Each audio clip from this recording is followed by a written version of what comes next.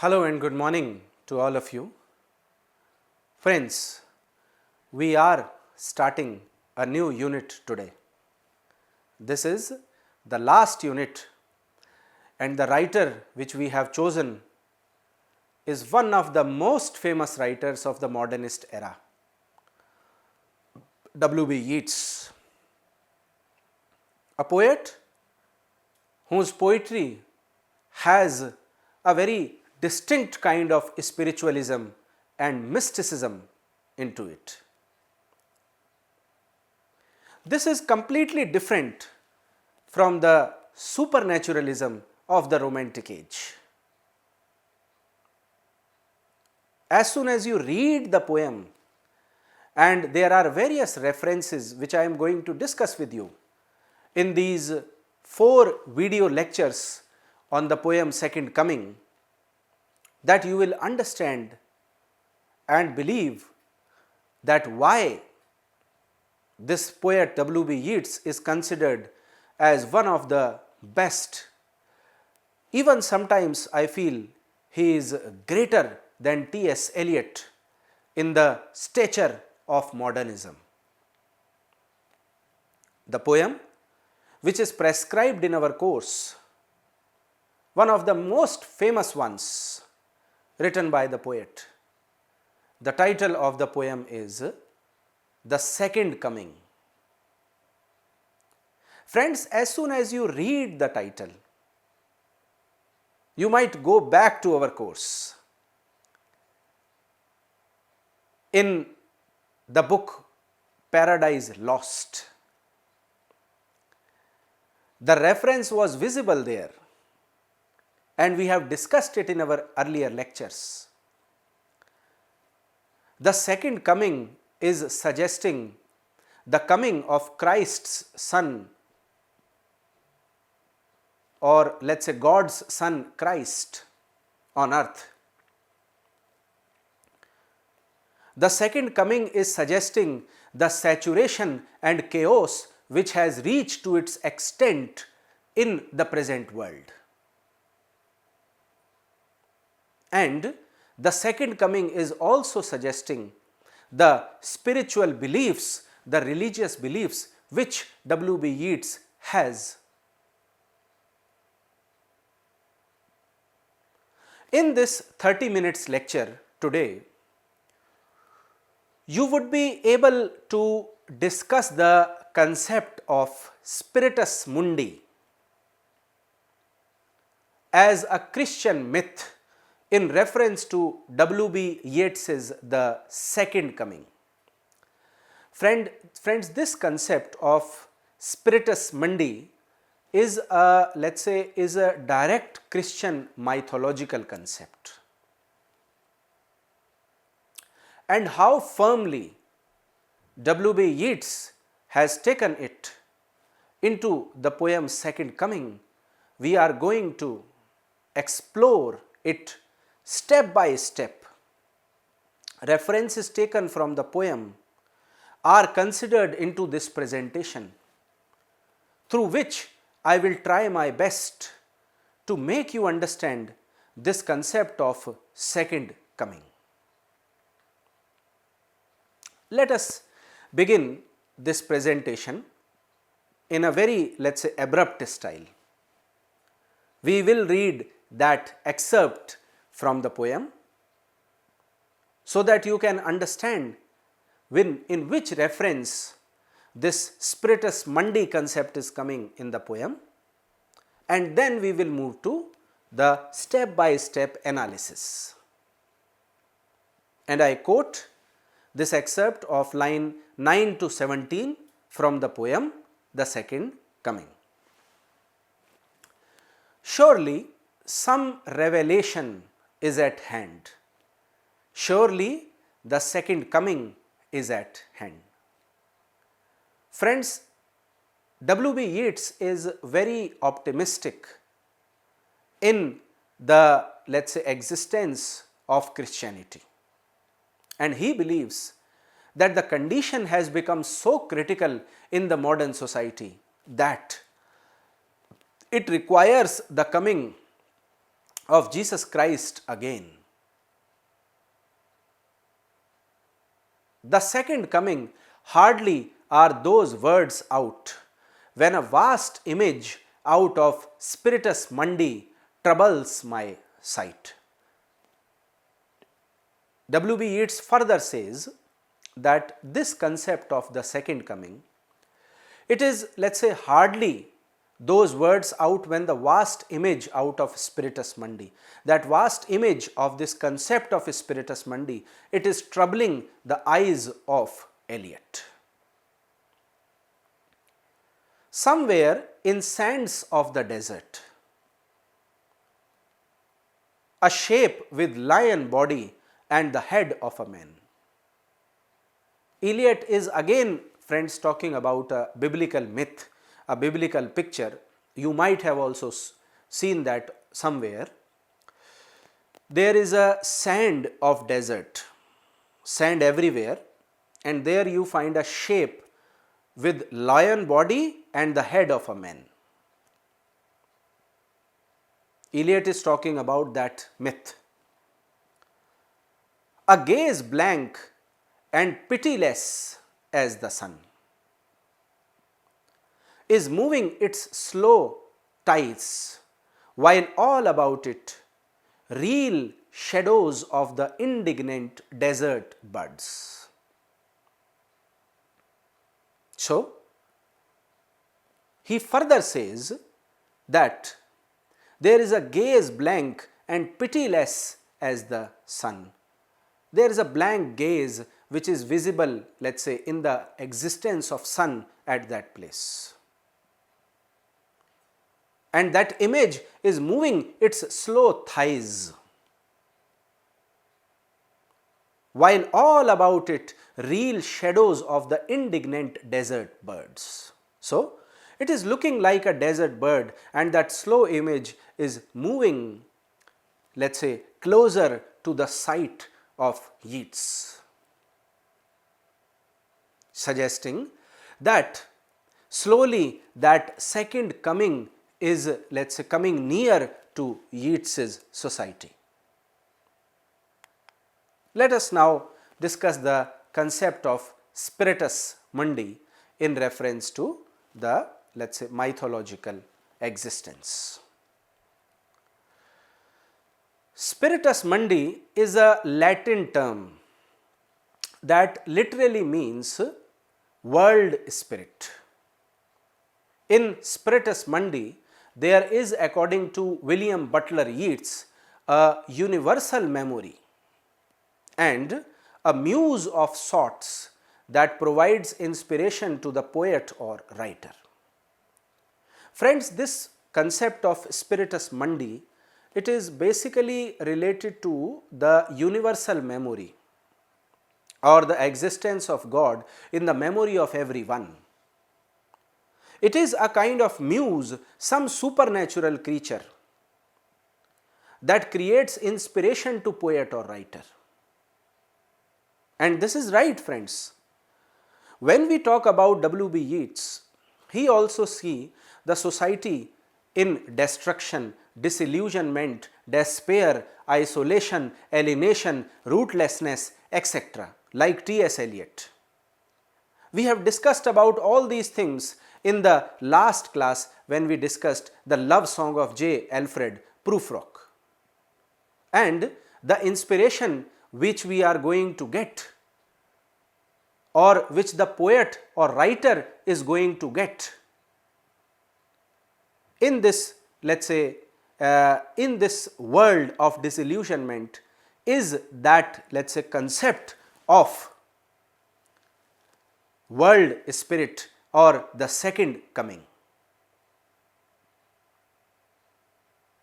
To Yeats, Spiritus Mundi is a source of all images and symbols, a collective unconscious. Friends, when we talk about this concept of Spiritus Mundi, we believe that there are, let's say, images, there are symbols, and when they are, let's say, collectively created in the unconscious memory of Yeats, they all create that concept of the second coming into his mind.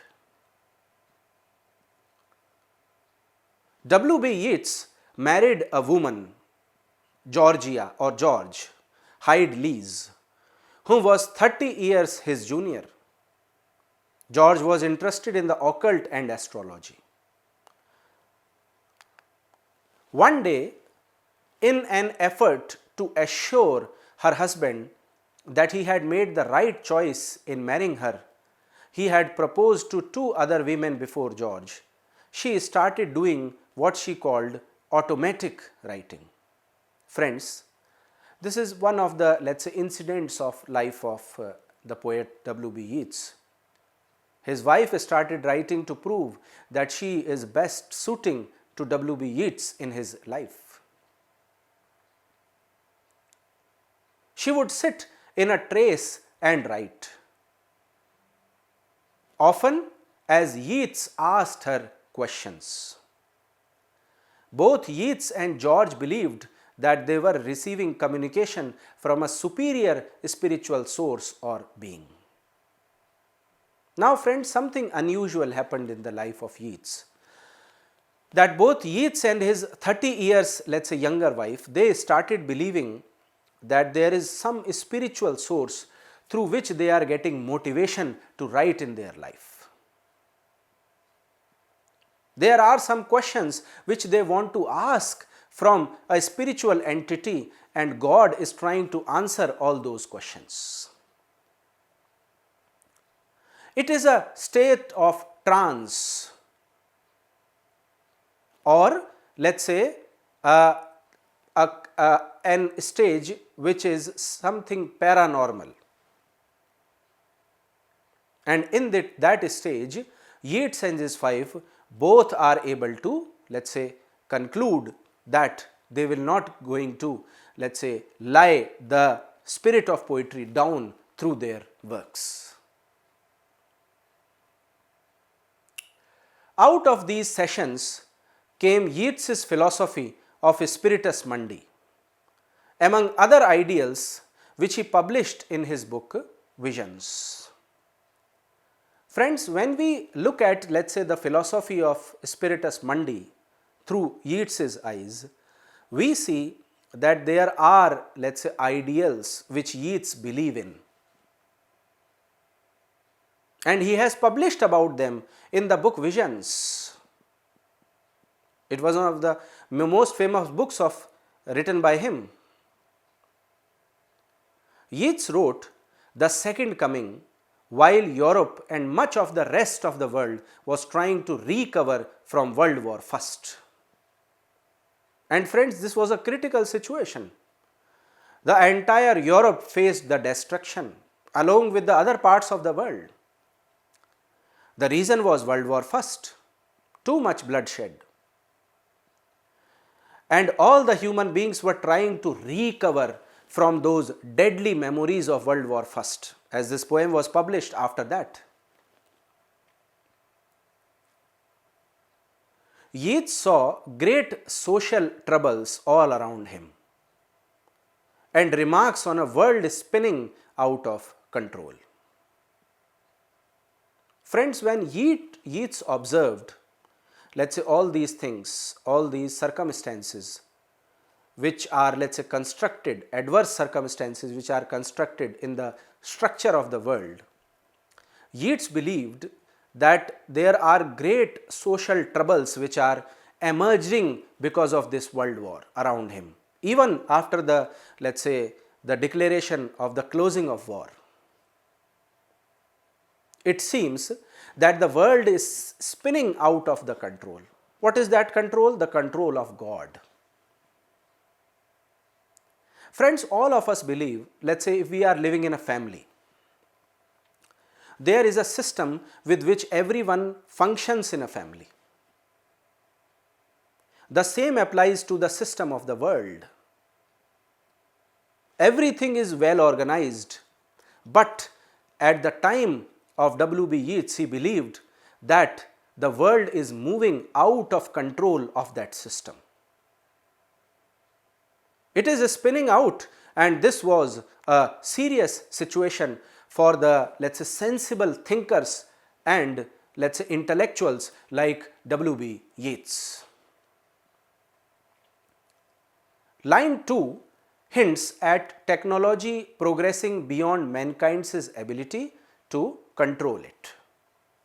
Friends, when we look at the second line in the poem, we believe that there is technology which is progressing very fast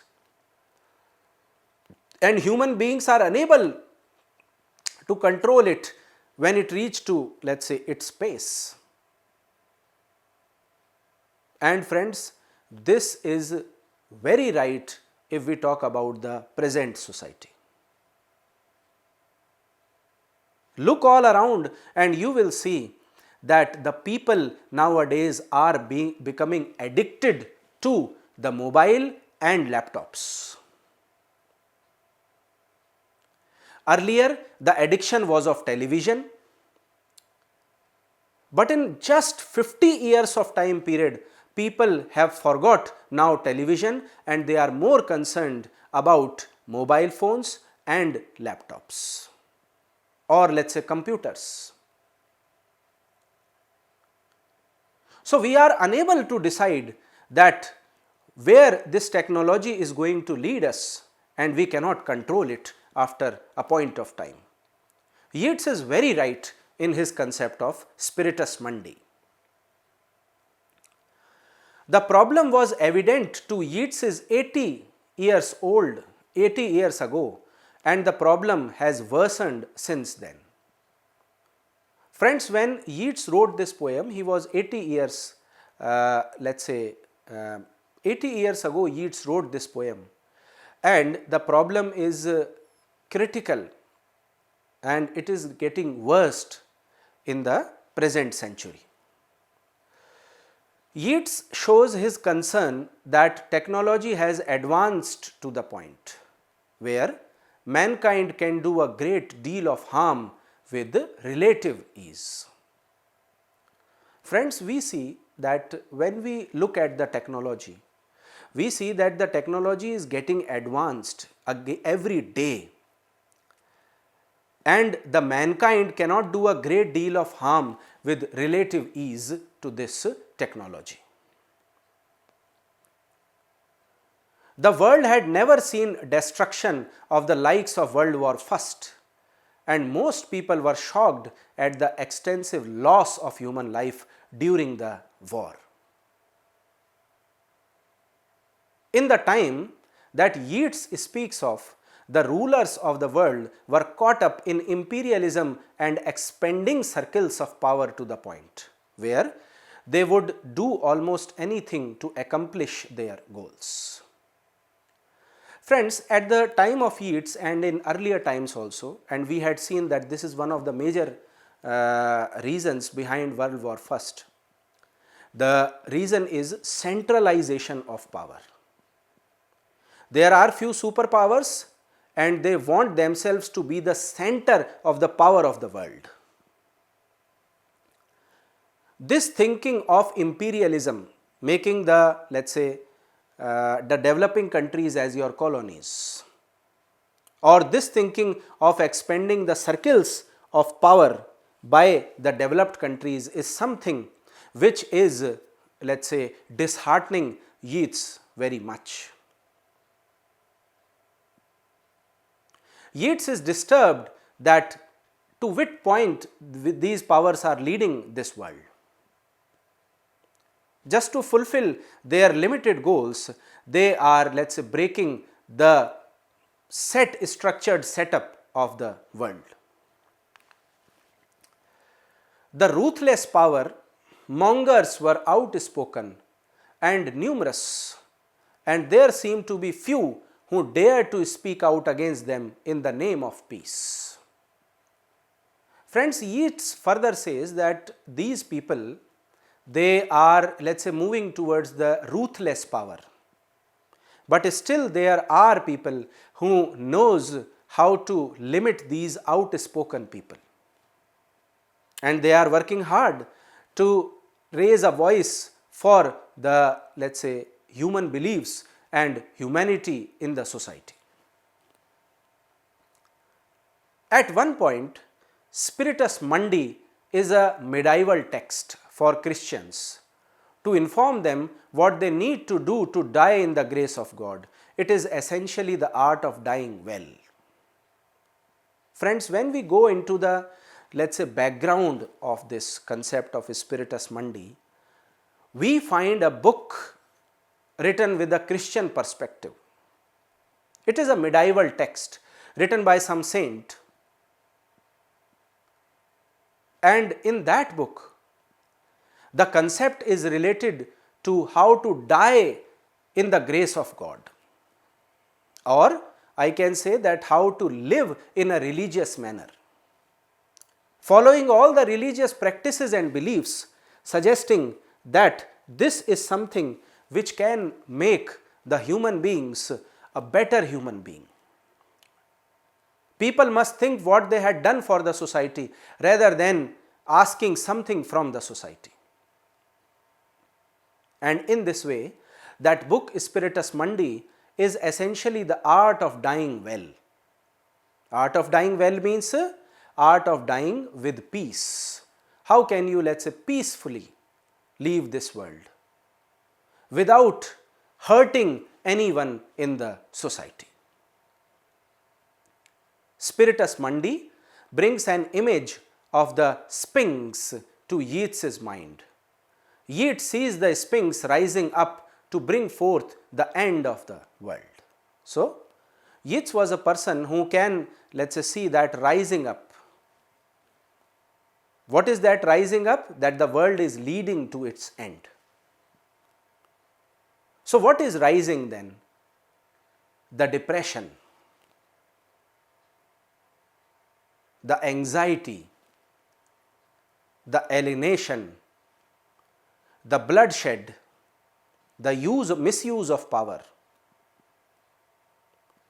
Yeats further says that the Sphinx slept in the world of nightmares for 2000 years. The nightmares were caused by the turmoils of the human race. So, this creature, Sphinx, which is a, let's say, Christian myth, Yeats says that this Sphinx is slept in the world of nightmares for 2000 years. From last 2000 years, this character Sphinx is, let's say, seeing the nightmares which are caused by the turmoil of human race. And as you and me know, that if you are seeing a nightmare, then your sleep will be finished and you will wake up immediately. And if this Sphinx wake up, it means the human society is going to destruct itself. The world will come to an end. So, Yeats is trying to give a message that human beings should behave in a humanitarian and sympathetic manner. The sin is increasing with immense speed in the world, which will lead to the destruction of this world. The indignant desert birds, humans who foresee the second coming, try to stop the Sphinx, the end of the world, but their task is impossible. Yeats further says in the poem that there are intellectual human beings, sensible human beings, logical human beings who are trying to, let's say, protect the world from destruction. But the things are getting away from their hands. They are unable to control the powerful and the sinful activities of the world. And thus, it proves that Yeats is saying that the things fall apart, center cannot hold. This is right. What is the center? Center is how smoothly the world should function. But the things are falling apart. The center is unable to hold that, let's say, system, that structure with which the world should function smoothly. In the end, Yeats reveals no hope for the continued existence of mankind. Friends, we can say that this is a pessimistic poem where Yeats is acting like a, let's say, prophet.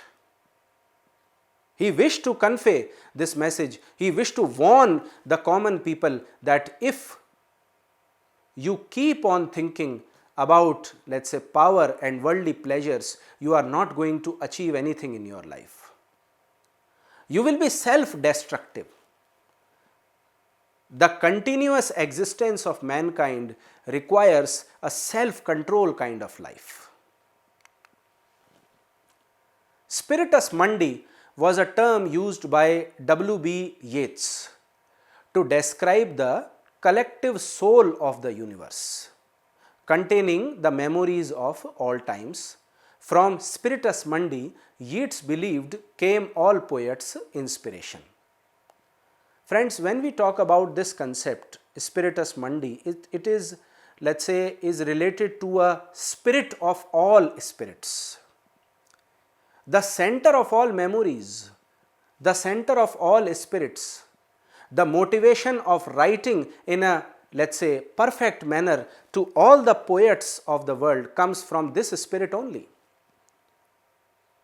Because Yeats believe that it is the duty of every poet to give a message to the society that they are not doing right things. This poem, The Second Coming, was written in 1919, soon after the end of World War I, almost 100 years before the present time. This poem describes a deeply mysterious and powerful alternative to the Christian idea of second coming.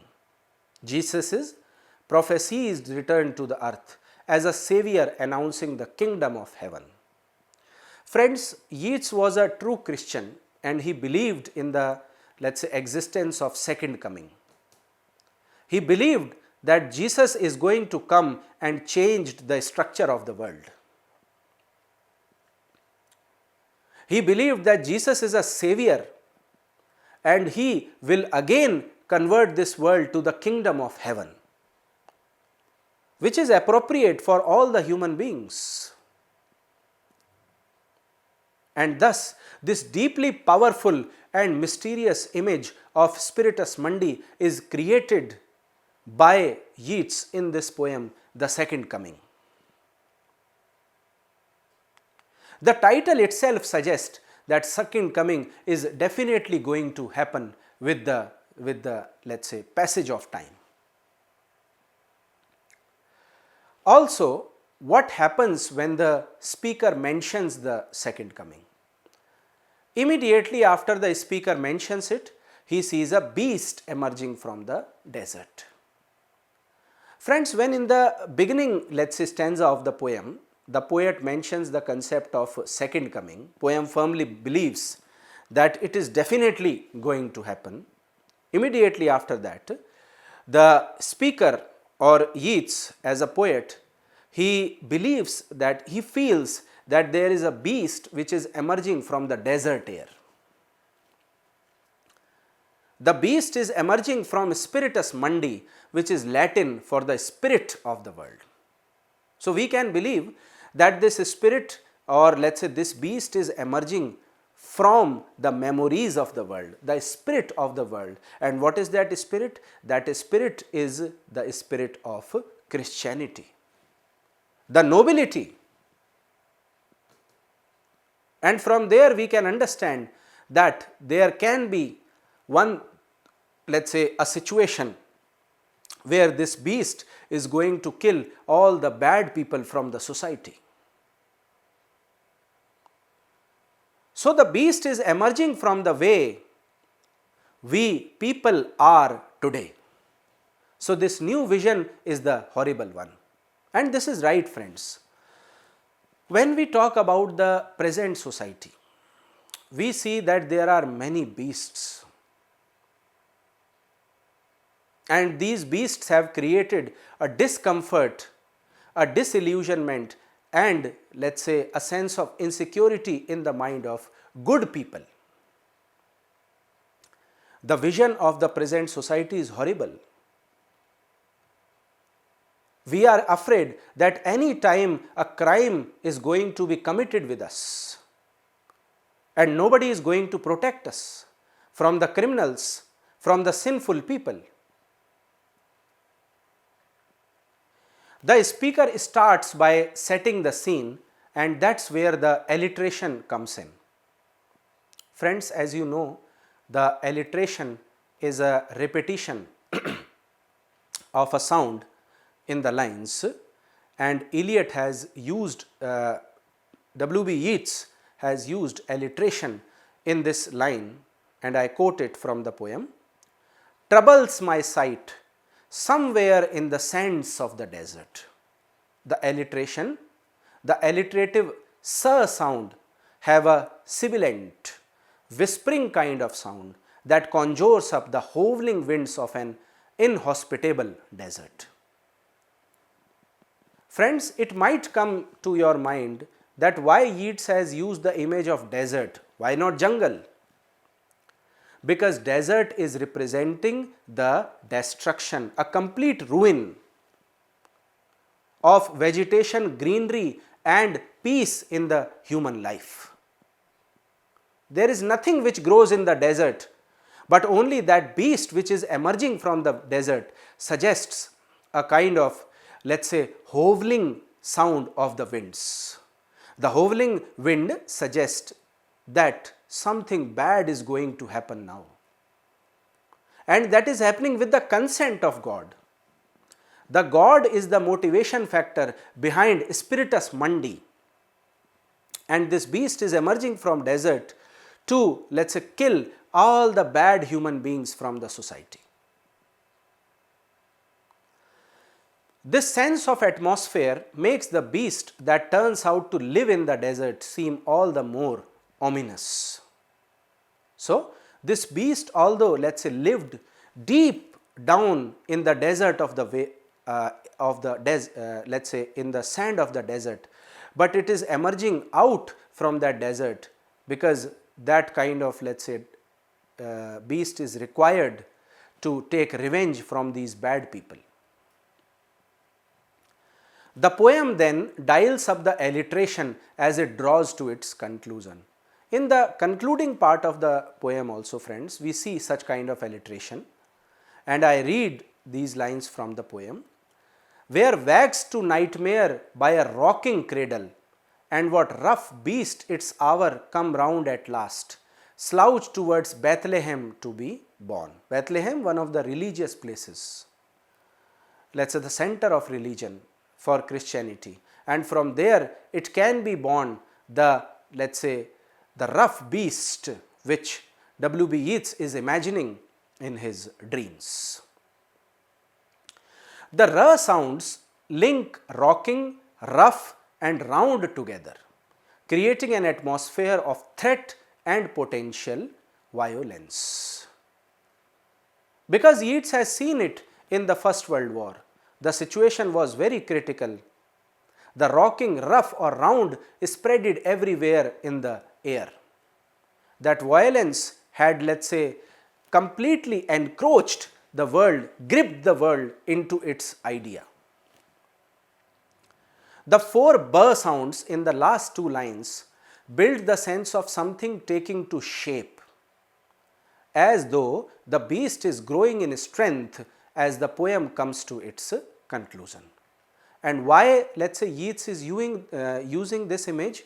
Yeats is trying to say that the beast is now taking its shape, and with the agreement of God, with the consent of God, that beast is going to, let's say, kill the entire humanity, and a new origin will be created with the people who had sympathy, who had humanity within their attitude, within their behavior. I hope that you have now understood this concept of Spiritus Mundi in reference to the poem The Second Coming. That is all for today. We will meet in the next class with a new topic of concern from the poem The Second Coming by W.B. Yeats. Thank you for listening.